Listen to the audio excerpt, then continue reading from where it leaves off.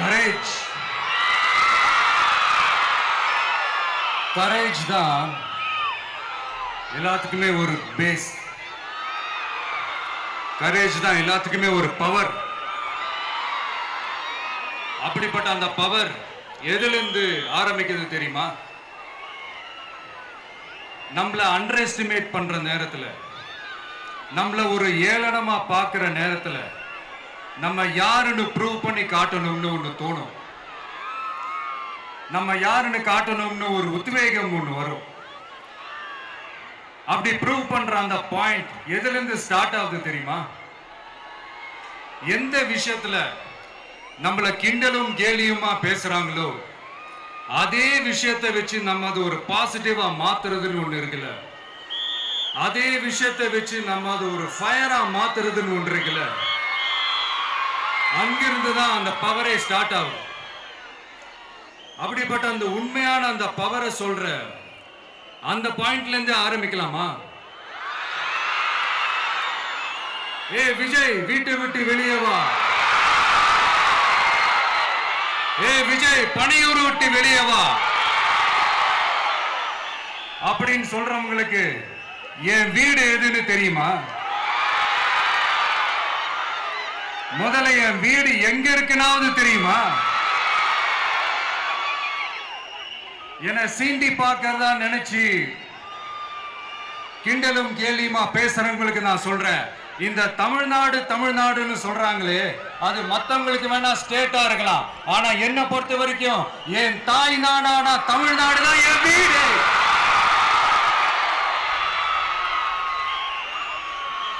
என் வீட்டுல மொத்தம் எத்தனை பேர் இருக்காங்க தெரியுமா? 8 கோடி பேர் இருக்காங்க. ஒட்டுமொத்த தமிழ்நாட்டு மக்களும் என் வீட்டு மக்கள், என் குடும்பம், என் உறவு, என் சொந்தம். எனக்கு எல்லாமும் கொடுத்த இந்த 8 கோடி சொந்தங்களுக்கு இனிமே எல்லாமுமா கூட நிக்க போறது இந்த விஜய் மட்டும்தான். தமிழ்நாட்டோட முதல் படை வீரனா, தமிழ்நாட்டோட முதல் பாதுகாவலனா அவங்க கூடவே நிக்கணும்ன்றதுதான் என்னுடைய குறிக்கோள். இன்னைக்கு இந்த விஜய், உங்க விஜய் உங்ககிட்ட ஓட்டு கேட்டு மட்டுமே வரல, உங்ககிட்ட நீதி கேட்டும் வந்திருக்கிற. ஆக்சுவலா உங்களுக்காக நீதி கேட்கறதுக்காக தான் நான் அரசியலுக்கே வந்தேன். ஆனா இன்னைக்கு நான் உங்ககிட்ட நீதி கேட்கறதுக்காக வந்திருக்கிறேன். இந்த விஜய் என்னங்க தப்பு பண்ணா? தன்னை நேசிச்ச தன்னுடைய மக்களுக்காக அரசியலுக்கு வந்தா அது ஒரு தப்பா?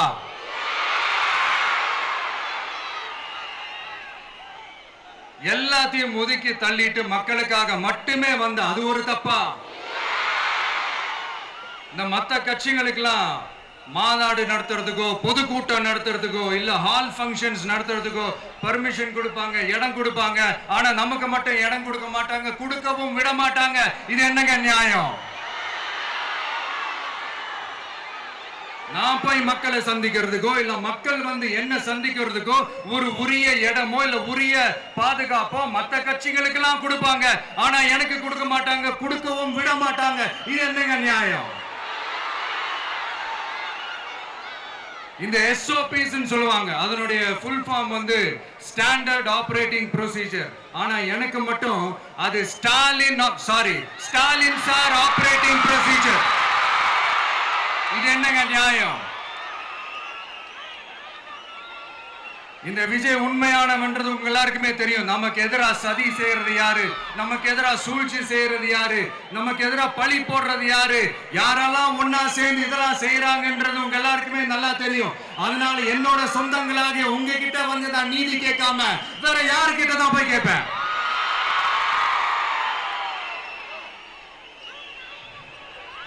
செல்ஃபே எடுக்காத ஒரு கூட்டணி கணக்கு, செல்ஃபே எடுக்காத ஒரு அறத பழைய அரித்மெட்டிக் கணக்கு, இதெல்லாம் வேலைக்கே ஆகாது. ஆணித்தரமா அடிச்சு சொல்றேன். அப்புறம் இந்த காசு கொடுத்து ஓட்டு வாங்கிடலாம்னு கனவு காண்றாங்கல்ல, அதுவும் இந்த விஜய் வந்ததுக்கு அப்புறம் நடக்கவே நடக்காது. வண்டி வண்டியா கொண்டாந்து கூட்டுவாங்க, 1000, 2000, 3000, 4000, 5000. சாமி மேல சத்தியெல்லாம் வாங்குவாங்க. அப்படிதான் இத்தனை வருஷமா உங்களை ஏமாத்தி இருக்கிறாங்க. வாங்கிக்கங்க, சந்தோஷமா வாங்கிக்கங்க. எல்லாம் உங்க பணம் தான். வாங்கிக்கிட்டு அவங்க காதிலேயே விசில ஊதி அனுப்புங்க. எப்படி? அவங்க செவிலியே விசில ஊதி அனுப்புங்க.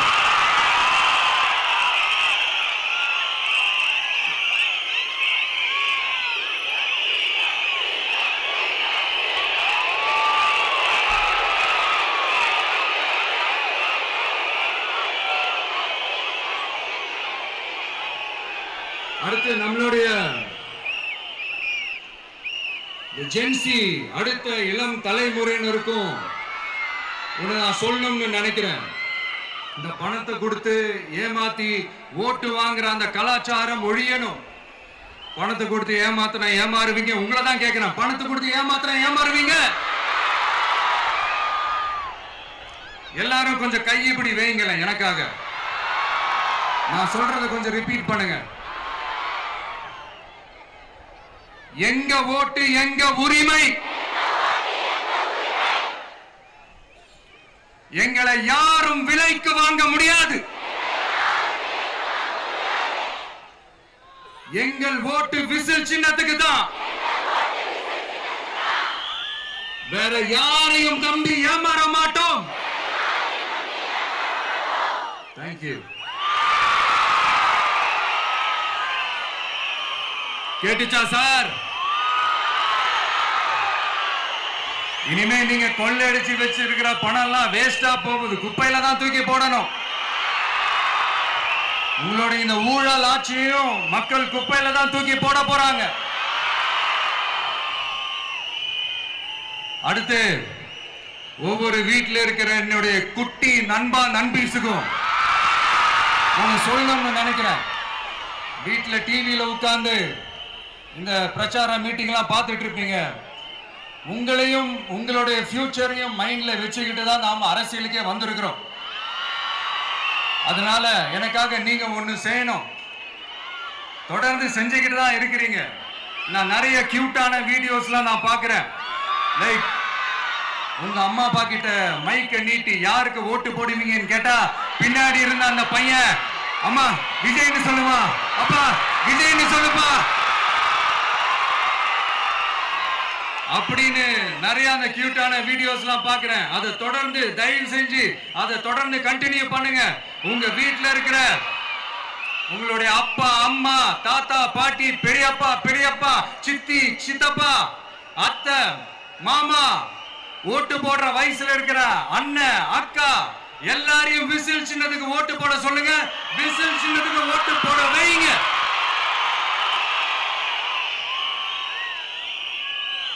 இந்த தேர்தல் நெருங்கிற இந்த நேரத்தில் பொலிட்டிக்கலா ஸ்பீக்கிங் டு த பாயிண்ட் ஒரே ஒரு விஷயம் நான் சொல்லணும். நாங்க அரசியலுக்கு வந்தது எந்த கட்சியும் ஒழிக்கிறதுக்கோ அழிக்கிறதுக்காகலாம் நாம் அரசியலுக்கு வரல. யார் மேலேயும் தனிப்பட்ட ஒரு வன்மமோ இல்ல தனிப்பட்ட கோபமோ அப்படிலாம் யார் மேலேயும் கிடையாது. இந்த மற்றவங்க மாதிரி இந்த வெறுப்பு அரசியல் பண்றதுக்காகலாம் நாம அரசியலுக்கு வரல. அரசியல் ரீதியா நம்மளுடைய எதிரிகள் யாருன்னு டிக்ளேர் பண்ணிட்டு தேர்தலில் நின்று ஜெயிச்சு மக்களுக்காக எங்களுடைய நன்றி கடனை செலுத்துறதுக்காக தான் நாம அரசியலுக்கே வந்திருக்கோம். Just want to make this clear. அவங்களை கேள்வி கேட்கறதுக்கு முன்னாடி அவங்களுடைய இயலாமையை மறைக்கிறதுக்காக இந்த ஏ டீம் பி டீம் இதெல்லாம் கூட சேர்த்துக்கிட்டு ஒரே விஷயத்த சொல்லி அழுகுறாங்கல்ல. என்னன்னு சொல்லி அழுகுறாங்க? அனுபவம் இல்லாதவங்களால எப்படி ஆட்சி அதிகாரத்தை செய்ய முடியும் அப்படின்னு ஒரே விஷயத்த சொல்லி அழுகுறாங்கல்ல. அந்த அழுகைக்கு நாம ஒரு பதிலடி கொடுக்கணும்ல. மக்களே, நான் உங்களையே கேட்கிறேன், தெரியாம தான் கேட்கிறேன்.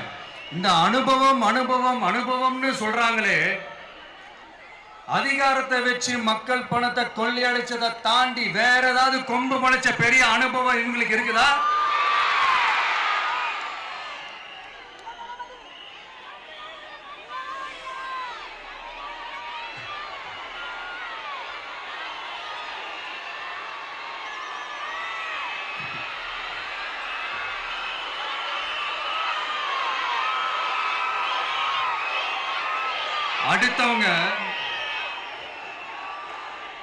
அடுத்தவங்க ஆரம்பிச்ச அரசியல் கட்சியில, அடுத்தவங்களுடைய அட்ரஸ்ல அரசியல்வாதிகளா இருந்துட்டு இருக்கிற இவங்க எல்லாருக்கும் ஒரு சவால்.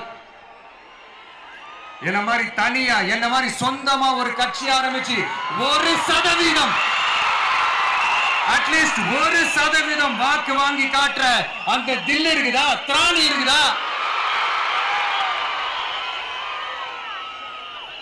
30 வருஷமா மக்கள் இயக்கமா இருந்து இன்னைக்கு மிகப்பெரிய ஒரு அரசியல் கட்சியா வளர்ந்து இந்த கூட்டணி கட்சிகள் மட்டுமே நம்பி இருக்கிற 75 வருஷ கட்சி, 50 வருஷ கட்சின்னு இன்னைக்கு ஆட்சி அதிகாரத்தில் இருந்துட்டு இருக்கிற இவங்க எல்லாரையும் மீறி இன்னைக்கு களத்துல தனியா நின்னு இந்த 2 வருஷத்துல முதன்மை சக்தியா வளர்ந்து 30% தாண்டி இன்னைக்கு மக்கள் ஆதரவை பெற்றிருக்கிற நமக்கு அனுபவம் இல்லையா? உங்களுடைய அனுபவம் என்னன்னு சொல்லட்டுமா?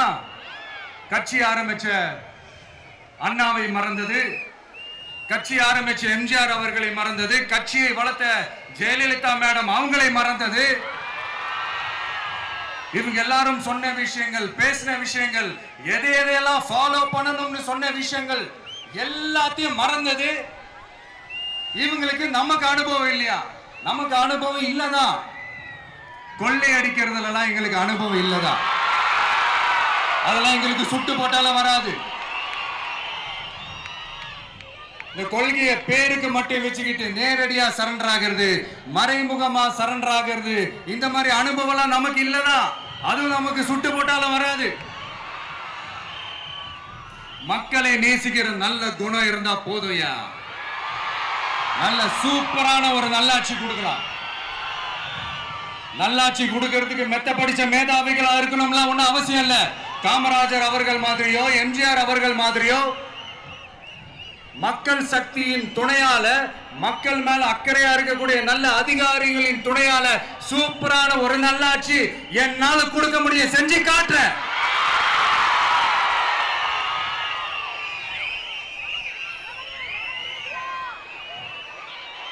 நாலரை வருஷம் ஆச்சு, 4.25 வருஷத்துக்கு மேல ஆகுது. இப்போ ஒவ்வொரு வீட்டு கதவையா தட்டி உங்கள் கனவுகளை சொல்லுங்கள், உங்கள் கனவுகளை சொல்லுங்கள், நாங்கள் அதை நிறைவேற்றி காட்டுறோம். இல்ல, ஸ்டாலின் சாருக்கு மக்கள் சார்பா ஒரு கேள்வி.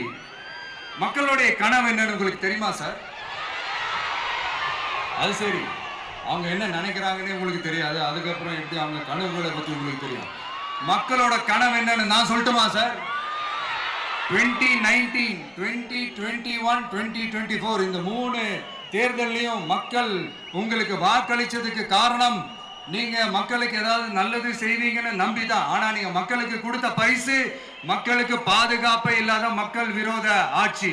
அந்த மக்கள் விரோத ஆட்சியை அகற்றிட்டு அந்த இடத்தில் தமிழக வெற்றி கழகத்தை ஆட்சி பீடத்தில் அமைக்கணும் அப்படின்றதுதான் மக்களுடைய ஒரே கனவு. இந்த மக்கள் விரோத திமுக அரசை நிலைக்க கூடாது அப்படின்றதுதான் மக்களுடைய ஒரே கனவு. 100% தூய சக்தி டிவிக்கு ஆட்சி அமைக்கும். அதுல உங்களுடைய கனவுகள், உங்களுடைய ட்ரீம்ஸ் எல்லாமே ஃபுல்ஃபில் ஆகும், நிஜமாகும்.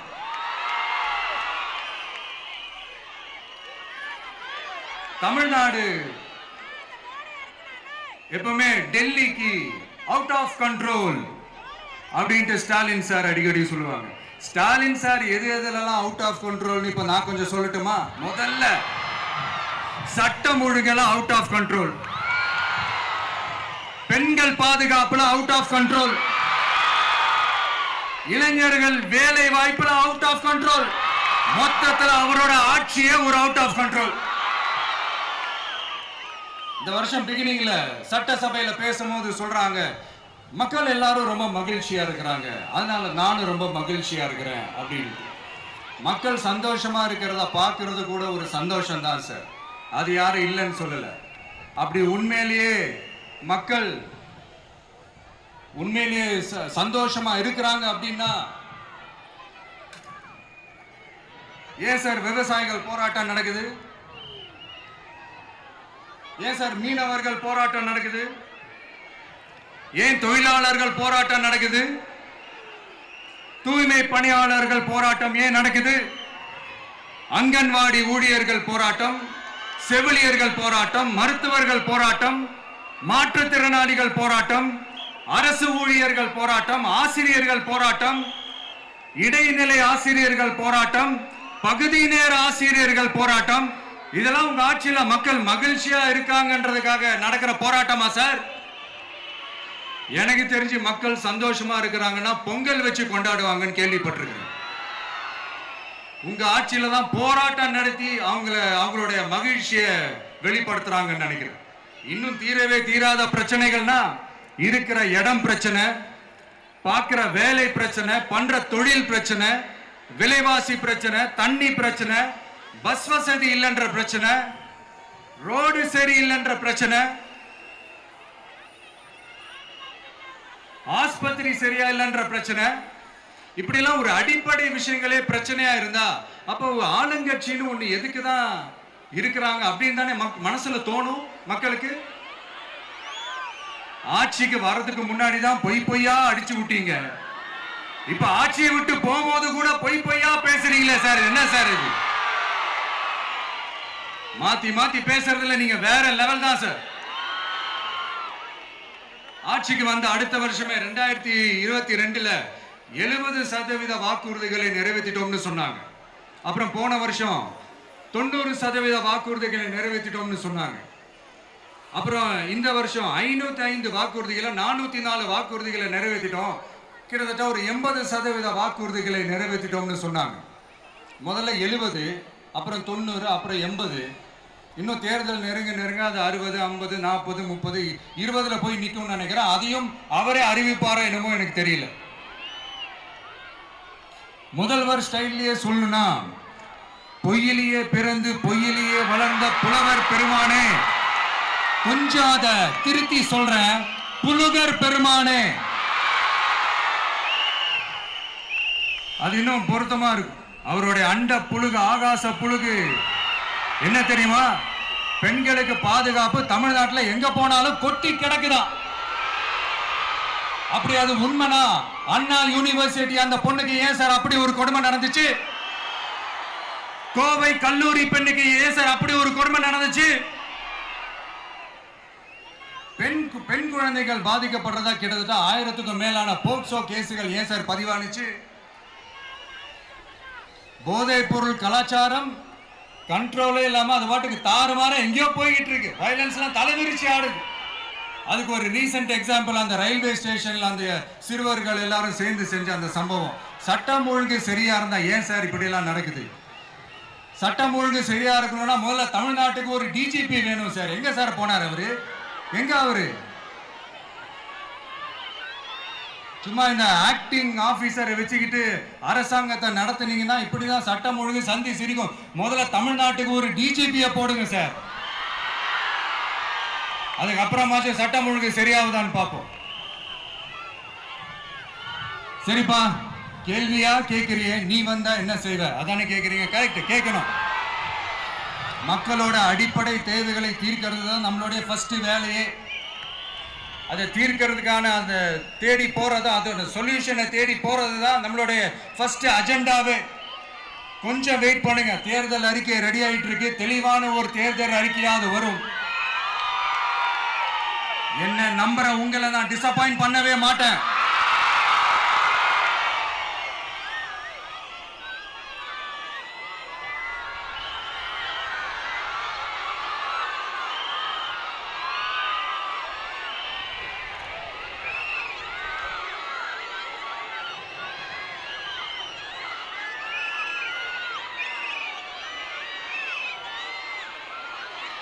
இந்த சும்மா ஆட்சிக்கு வரணும்ன்றதுக்காக இந்த நடைமுறைக்கு சாத்தியமே இல்லாத இந்த மாதிரி விஷயங்கள் எல்லாம், வாக்குறுதிகளை நான் என்னைக்குமே கொடுக்கவே மாட்டேன். அதே மாதிரி ஆட்சிக்கு வந்ததுக்கு அப்புறம் கூட அவங்க அது தரல, இவங்க இது தரல அப்படின்லாம் பம்மிக்கிட்டு இல்லாம உங்களுக்காக எந்த எக்ஸ்ட்ரீமுக்கும் போய் நான் போராடவும் தயாரா இருக்கிறேன். அதனால நான் மறுபடியும் இதை நான் ரிப்பீட் பண்றேன். இவ்வளவு நாள் இதை நான் மட்டும் தான் சொல்லிக்கிட்டு இருந்தேன். இப்ப களமே சொல்லுது, ரெண்டே ரெண்டு பேருக்கு நடுவுல தான் போட்டியே.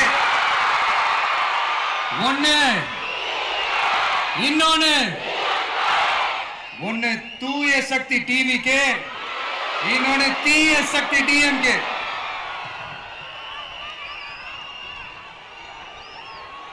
இப்ப நம்ம இந்த எலெக்ஷன் விஷயத்துக்கு வருவோம். விஜய் என்னப்பா இவரை மட்டும் தான் எதிர்க்கிறாரு, இவங்களை எதிர்க்க மாட்டேன்றாரு, அவங்கள பத்தி எதுவுமே சொல்ல மாட்டேங்கிறாரு. இல்ல நான் கேட்கிறேன், இது யாருக்கான எலெக்ஷன்? தமிழ்நாடு சட்டசபைக்கான ஒரு தேர்தல். இப்ப இங்க யார் ஆட்சியில் இருக்கிறா? யாரு பொய்யா வாக்குறுதிகளை கொடுத்து மக்களை ஏமாத்துறது? யாரு மக்கள் விரோத ஆட்சியை நடத்துறது? அப்ப இங்க யாரை அகற்றணும்? இந்த மக்கள் விரோத திமுக அரசை அகற்றணும்னா நம்ம யாரை எதிர்க்கணும்? எதுக்கு தேவையில்லாம பல முறை மக்கள் ஆல்ரெடி டிலீட் பண்ணவங்களை எதுக்கு நம்மளுடைய கான்சென்ட்ரேஷன், நம்மளுடைய டார்கெட் திமுகன்றப்போ டார்க்னஸ் குள்ள எதுக்கு கல்லெறியணும்? இங்க மக்களை விரும்புற விஜய் வேணுமா, இல்ல மக்கள் விரோத ஆட்சி நடத்துற ஸ்டாலின் சார் வேணுமா? அவ்வளவுதான் இந்த தேர்தல். இதுக்கு நடுவுல வேற யாருமே கிடையாது. புரியுதுங்களா உங்களுக்கு? என் நெஞ்சில் குடியிருக்கும் சேலம் மக்களே,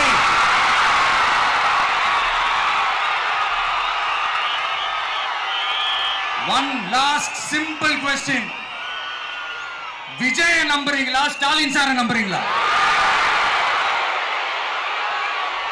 அவ்வளவுதான், முடிஞ்சு போச்சு, கதம் கதம். போர் முழக்கவங்களை ஒரு நிமிஷம் கூட தூங்க விடாது. இந்த போன லாஸ்ட் வீக் இந்த டிஎன்பிஎஸ்சி இந்த எக்ஸாம்ஸ், இந்த குரூப் 2 எக்ஸாம்ஸ் அதை அனௌன்ஸ் பண்ணிட்டு உடனே அதை கேன்சல் பண்ணிட்டாங்க. இது உலகத்துக்கு எல்லாருக்கும் தெரியும். கேன்சல் பண்ணிட்டு ரொம்ப சிம்பிளா டெக்னாலஜி இதோ சம் ஃபால்ட், டெக்னிக்கல் ஃபால்ட் அப்படின்னு சொல்லி அதை கடந்து போயிட்டாங்க.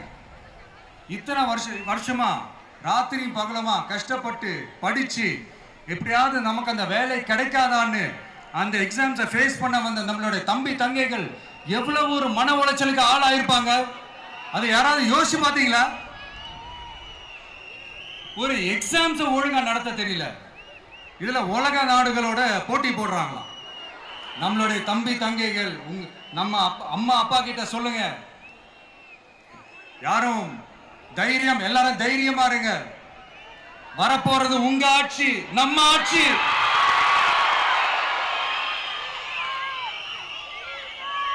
அதனால இந்த மாதிரிலாம் எதுவும் நடக்காம சமூக நீதிக்கான ஒரு நல்ல ஆட்சியை அமைப்போம். இளைஞர்களின் வேலை வாய்ப்புகளை மனசுல வச்சுக்கிட்டு டிரான்ஸ்பரண்டா அதுக்கான ஒரு தீர்வை காணுவோம். நான் விக்கிரவாண்டி மாநாட்டில் பேசும்போது ஒரு பொலிட்டிக்கல் பாம் ஒன்று சொன்னேன், ஞாபகம் இருக்கா? ஆட்சியிலையும் பங்கு, அதிகாரத்திலையும் பங்குன்னு ஒன்று சொன்னேன். இப்போ அந்த பொலிட்டிக்கல் பாம் எல்லா கூட்டணியிலையும் வெடிச்சுக்கிட்டு இருக்கு, தாறுமாற வெடிச்சுக்கிட்டு இருக்கு. ஸ்டாலின் சார்லாம் பதறாரு, ஆட்சி அதிகாரத்தில் பங்கெல்லாம் தமிழ்நாட்டில் ஒத்து வராது அப்படின்னு சொல்றாரு. அவங்கள பொறுத்த வரைக்கும் ஜெயிக்கிறதுக்காக மட்டும்தான் கூட்டணி, மற்ற எல்லாத்துக்குமே அவங்க தனி அணி, அவங்க மட்டுமே ஒரே அணி. வெல்வோம் ஒன்றாக, ஆனா வரும் வெல்த் எல்லாம் பார்ப்போம் தனியாக. அந்த வெல்வோம் ஒன்றாக என்றது இதுதான் அந்த சீக்கிரட்டே. புரிய வேண்டியவங்களுக்கு நல்லா புரியும் நினைக்கிறேன். உங்களோட நான் இருக்கேன், நம்மளோட நம்ம மக்கள் இருக்காங்க. இதுக்கு மேல என்ன வேணும்? கான்பிடென்டா இருங்க, நல்லதே நடக்கும், வெற்றி நிச்சயம். மீண்டும் சந்திக்கும் வரை நன்றி, வணக்கம்.